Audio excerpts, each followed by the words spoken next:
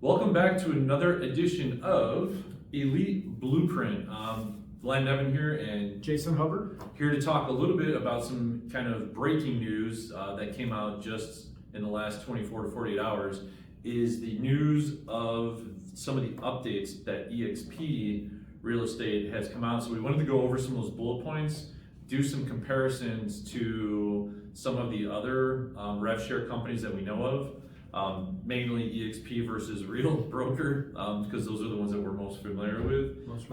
Yeah, and basically just kind of go over that a little bit because there's a lot of questions going on about it. And I'm technically, for full disclosure, Jason is with Real Broker. I'm technically still with eXp Realty. So I have here in front of me the email that was sent out to eXp agents. This hasn't been modified, it hasn't been edited. It was sent directly to me at eXp Realty as an eXp agent, so it's not a modified source. It's not been tampered with and kind of deciphered, and The real deal. yeah, it's not been stolen from somebody else. So we'll just jump kind of right into it. I'll just hit a couple highlight points on this real quick. So the highlights are really, there was kind of 4 or 5 different things that popped out in my head, and I'm not going to break it down yet, but these are the highlights, right? So they came out with what's called a rev share pool. They changed what they call FLQA, which is frontline qualifying agent requirement, and so they call it a requirement reduction. They've initiated what's called fast start, and they initiated a pay now button. So when I look through here, they've got different things on all of this, and they break it down, and we'll kind of go over Before you get into breaking it down, Sure. like one question, like, is there anything in particular that you think that prompted this change? Oh, for sure, competition. Okay. I mean, And that's a good thing, right? absolutely. So, and I've said this before, and I know you've said this, and I'll go down in history as saying this.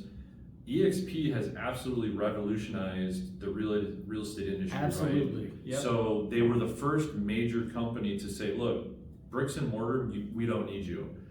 You do not need to have a bricks and mortar location in order to run a very successful, highly profitable real estate company. In fact, they bucked the trend because when they first came out, every bricks and mortar company was saying that's not a sustainable model. Well, of course it wasn't a sustainable model when you compared it to a company that had bricks and mortar, right? So what's unsustainable about revenue share versus profit share is that when you're doing profit share, that's fine. Profit share is after you've already paid all your expenses. Well, eXp is not paying for bricks and mortar, which is arguably one of the highest expenses of a company, any company. When you're paying for bricks and mortar, what you're paying for is you're paying for the space, you're paying for the electricity, you're paying for the water, you're paying for the internet, you're paying for employees, signage, insurance. The list goes on and on and on. When you eliminate all that, it opens up the door for revenue share. And so eXp revolutionized the industry with this model of the cloud-based business. Real Broker has recently, in the last few years, skyrocketed their agent count, and they're adding like hundreds and thousands of agents per month with their version and their mix up. They kind of, maybe more like a mashup, if you want to call it, of what they looked at eXp and said, here's what we love about eXp, we're going to duplicate that. Here's what we don't like about eXp based off of agent surveys, and here's why they made it better. But that's a different conversation. From that perspective, we're just going to be talking strictly about these changes today. So yeah, the answer to the question is competition. Right. And competition is always good. So Sure. Real Broker took eXp's version, souped it up, put it on steroids a little bit, right? So now you have eXp coming back because they're having people exiting eXp for real for the improvements to their plan. So this is good for both brokerages. It's good for Real, it's good for eXp because Real will probably have to come back at some point and improve a little bit more if they want to have their agent count continue to rise. So to kind of go through these bullet points real quick, right? So the first piece is this rev share pool. I'm going to be completely blunt on this. I'm still trying to wrap my head around this. I read this piece over and over again to try to understand it. I'd have to see it on a spreadsheet, but basically, there's still operating off of an 80-20 split, according to this graph that they're showing. The main thing that they're talking about is that they designed the rev share model to say on the 20% we're going to give away 10, right? So there's this 50% commission split thing where it basically says that the company still needs to be profitable. We understand that. So they're giving away half of the revenue to the agents who help build the company, and then the company keeps the other half according to the way this is broken down. So now you have what's called a rev share pool based off of your first front 3 lines, and it kind of mixes in. So what I took out of this, this is just my opinion, so if I'm wrong, put it in the comments below, correct me, right? This is a conversation, this isn't a lecture where I know all the facts. But what happens when you look at a 7-level type thing, right? So you have, let's just say I had 7 levels. I don't, but if I did, it'd be me, it'd be whoever this person is, this person is, this person is, this person is, this person is, right? And so let's just say this person is still here producing for me and I'm making money here. That's great, thank you. I should be giving back to them, all that fun stuff, right? And then there's this person here who hired this person, but this person leaves, right? So it's always the conversation. Let's just say number 3 here left the company. The way I read this is right now that money just kind of disappears and goes 100% into the company profit. Because like, look, Joe Schmo's not here anymore, so the company gets to keep that piece that everything on number 4 creates. So what I'm gathering is that now instead of that just disappearing, it goes into the pool. And so it's not just disappearing, it's still, the benefit's still being shared. And then because that lands in my 3rd level, I get access to it. That's how I read this, because it talks about levels 2 through 6 are be able to put more money in your pocket. There's another part of that that we'll get into here in a second. But what I wrote down is basically the other piece is there's a transparency piece. So I went back into the dashboard, and you can see this part I like. This part's a really powerful tool. It shows who's in your front line. It shows the house that they sold, so the actual address, the purchase price, the closing price of the property, and then how much revenue share you got from that sale. That I really like, because there was a certain point in time when I first joined eXp where I would get a check and I didn't know how it was broken down. I didn't know who it came from. You'd have to do a little bit of digging. Now it's super transparent, the dashboard. I know Real has that same exact thing to where I can see everything that's going on. I can see who's there, what they're producing, all that's in there from what you've shown me on your dashboard.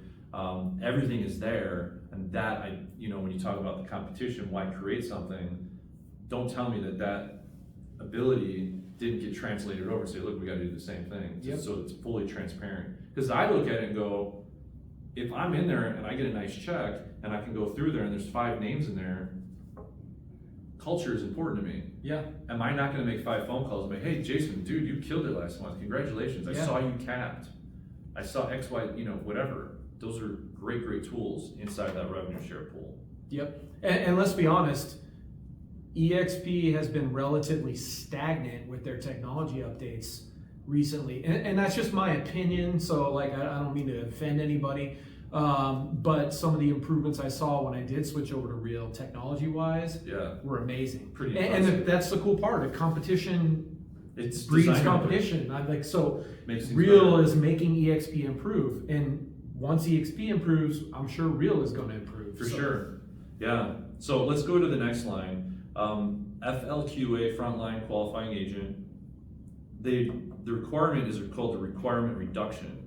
And so in a nutshell, and I don't remember the exact qualifications that they needed to do as far as sales went, but the idea was that if you hired somebody into eXp and they were in your front line, so they came in, they named you as the exact sponsor, in order for you to open up tiers 2, 3, 4, 5, 6, and 7, you have to have a certain amount of people on your front line, right? So as you open that up, and Real does the same thing, it's 5, 15, 20, 25 to open up the 5 levels, but it's the same thing with eXp. But eXp said they have to be producing at a minimal level. So you could have 20 people in your front line, but if 19 of them don't produce a single thing, it really only mattered that you had 1. eXp has now said, look, it doesn't matter what they produce. As long as you have a body in that spot, you now have opened up all those different levels. Who does it benefit? I'm kind of torn on this one. Yeah. So if I had a massive organization, a massive downline, I would be stoked about this. In fact, I've talked to some eXp agents who are like, look, I was actually considering maybe making a move because all my people were in lines 2 and 3 and I don't have much on line 1 as far as FLQA. They have a bunch of non-producers, but now this just opened up income for them. So who does it benefit? It benefits whoever's on top of that. Now everybody has the opportunity to create their own top. Right. Obviously, that's how these let's just be honest, it's multi-level marketing integrated into real estate, but you still have to sell houses. You can't just put people in there, but I guess in this instance, you can just put people in there. So I'm torn on this one. Well, what part tears you though? Because that is a huge, I mean, that's a benefit. So it's not, let's not call it a bad thing. Right. It is a benefit. People are going to make more money than they were making before.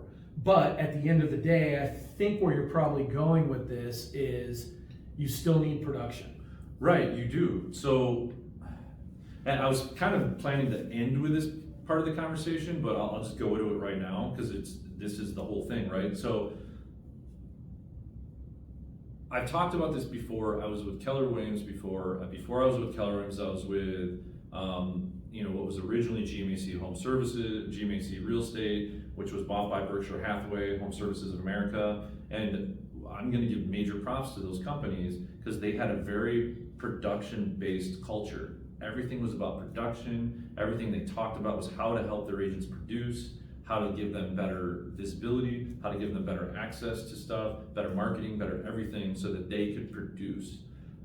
This is, page 1, page 2, page 3, page 4, and page 5, and it's all about growth, and it's not necessarily about production. So in my opinion, this does nothing for the culture about a culture of productivity, right? So to me, that's where eXp is kind of dropping the ball, is having a culture of productivity. So what ends up happening, and some agents have done an amazing job with this, right? So you have certain groups who have said, look, I see what I can do here. They looked at it and said, I can build an entire brokerage inside of eXp and not have the brokerage expenses. That's, to me, that's the model of eXp. So you can build your own brokerage inside of eXp, and you create a silo. You create your own brokerage inside the brokerage. And so everybody who's in your organization gets the benefit from you being a part of, that brokerage or that group or that organization. What happens is what's called the silo effect. So I see, like, when you were with eXp, you were with Ricky Carruth, and Ricky's freaking phenomenal, right? Yeah. Gives away tons of information. Yep. I didn't have that inside my group. My group was very focused on recruiting. That really, I didn't know that going into eXp. My silo was very... You don't really know when you sign up No. underneath somebody. You're not really that well informed of what you're doing at that point. So right. yeah. So my silo was very much focused on, the growth aspect of it, what revenue share can do for you, which is fine. I'm not crapping on that by any means. My personal beliefs, my personal values line up, and this is where, there's no wrong or right brokerage, right? It's whatever's right for you. Totally. And so for me, the growth side of it, the just recruit was never really what I wanted to do. I wanted to build a team, feed into people, show them how to produce, how to sell real estate. It's not an easy business. There's a lot of tricks to the trade. How can we help people with that? So I think this actually it goes against a culture of productivity, in my opinion.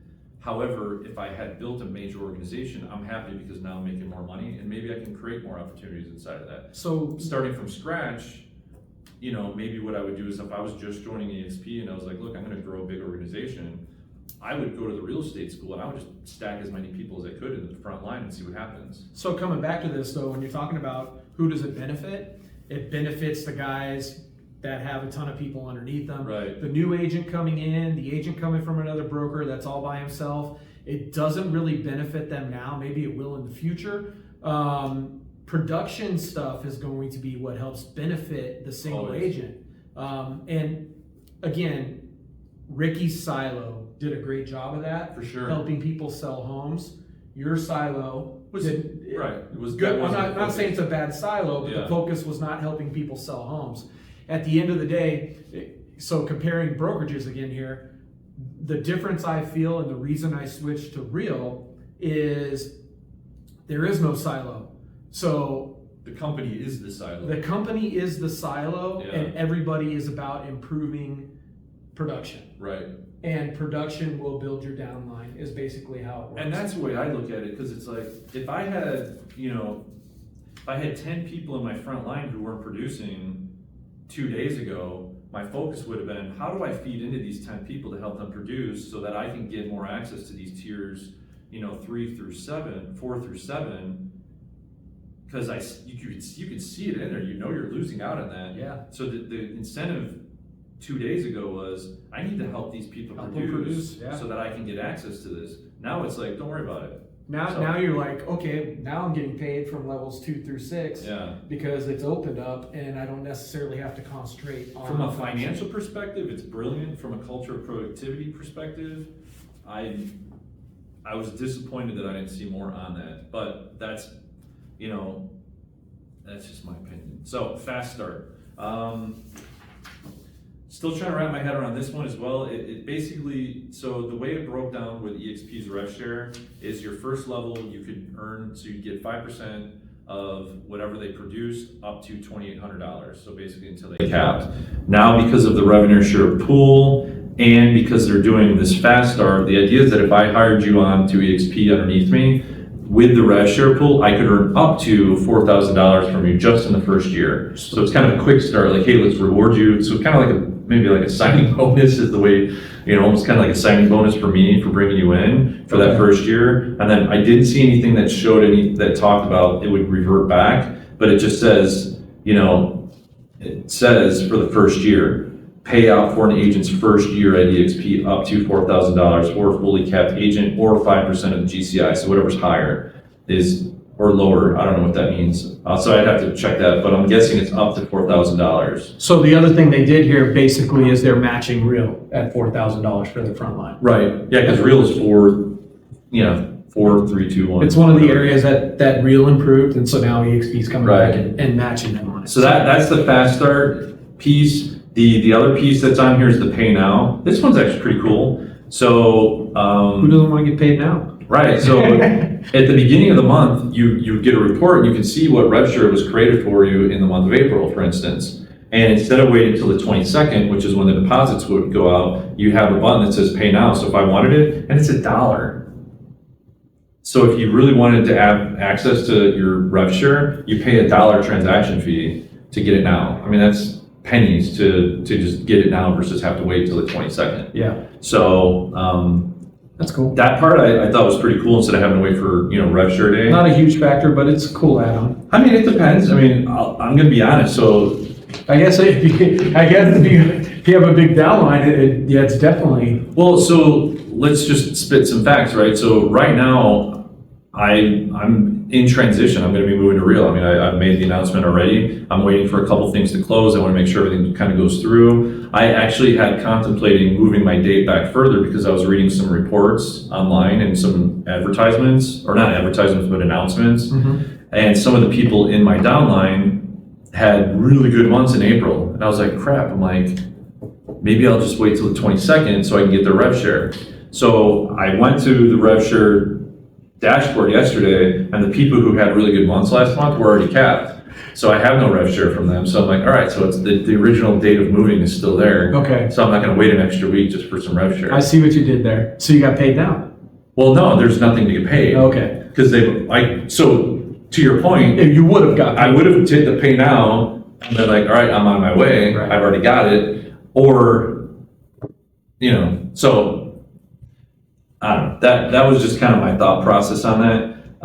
But they ended it with this, why these changes, and I'll just kind of read this. Your success is our success. Completely agree with that. These updates are a direct response to valuable feedback and our ongoing commitment to make eXp the best place to grow your real estate career. We believe that by simplifying the process, and I'm just kind of, summarizing here, we understand that change can bring questions. To facilitate your future growth conversations with prospects, we've developed a toolkit. So I haven't gotten that yet.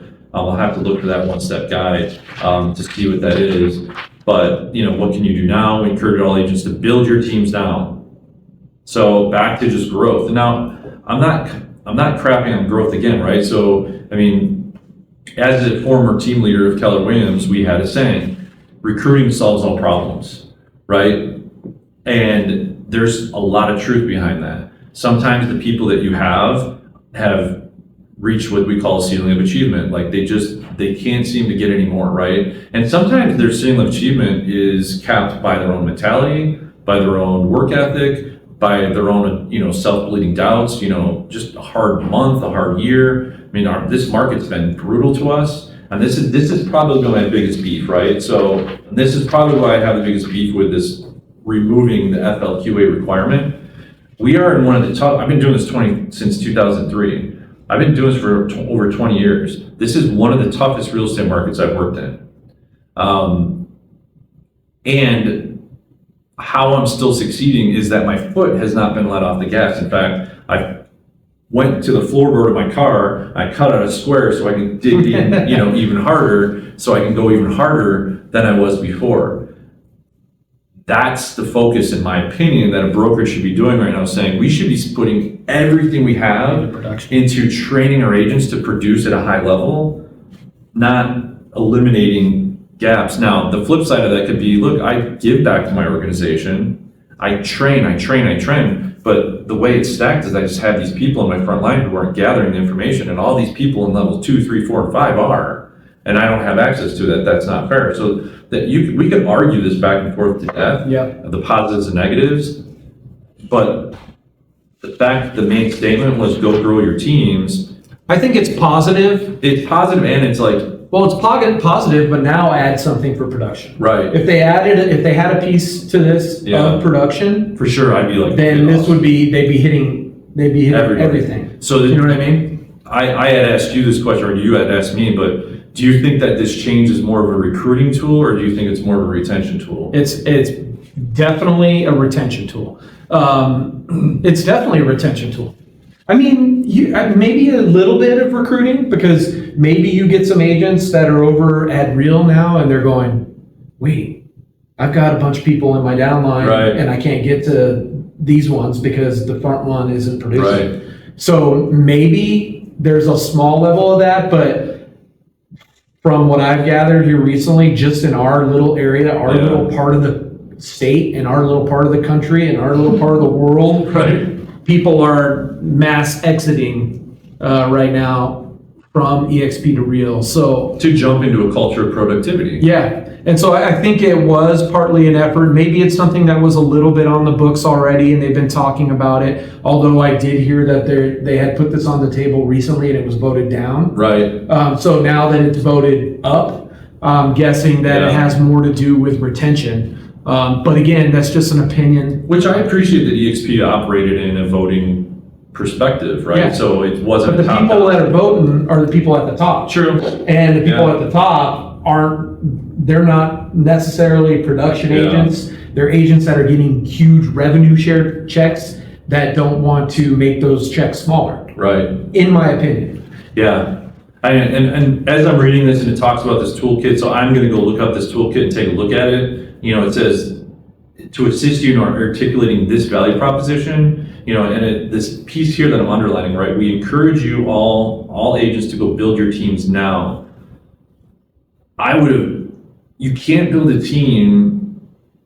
I can't recruit to this, is what I'm going to. I can recruit to production. Right? So I used to teach profit share classes at Keller Williams, and I remember I would open up the line and I would ask the question, every class I'd say, what's the best way to build your profit share? And I would let everybody kind of pick their things, and nobody seemed to ever answer the question right. And my opinion has always been the best way to build your profit share, the best way to build your revenue share is to be an amazing agent and be attractive. To build your team, everything else. I mean, who's going to go sign up under agents that don't sell homes? Yeah. It doesn't, and why would you do that? Because if I'm just recruiting you so that you can recruit, and then you're not going to sell, and then the people you talk to are only going to recruit, then I've got 20 people underneath me who all they're doing is trying to recruit. If a home is never sold, then there's no revenue share. Got to know how to sell a home. Somebody's got to sell some houses in here. So you mix it in, slam dunk. Like eXp figures out how to mix this in with a high level of productive training and really massively changing people's lives through productivity.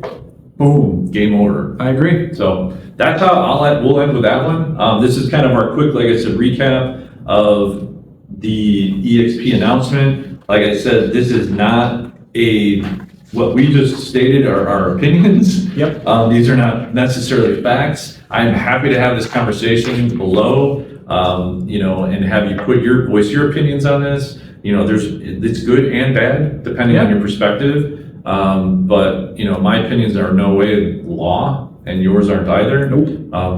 Maybe there's something I totally missed in this that I'd love for you guys to share. So thanks for watching. Make sure you like, subscribe, and what do you do next? Ring the bell? Ring the bell. Ring the bell. Ring that bell for more up-to-date information. Thanks for watching. We'll catch you next time. See you on the next video.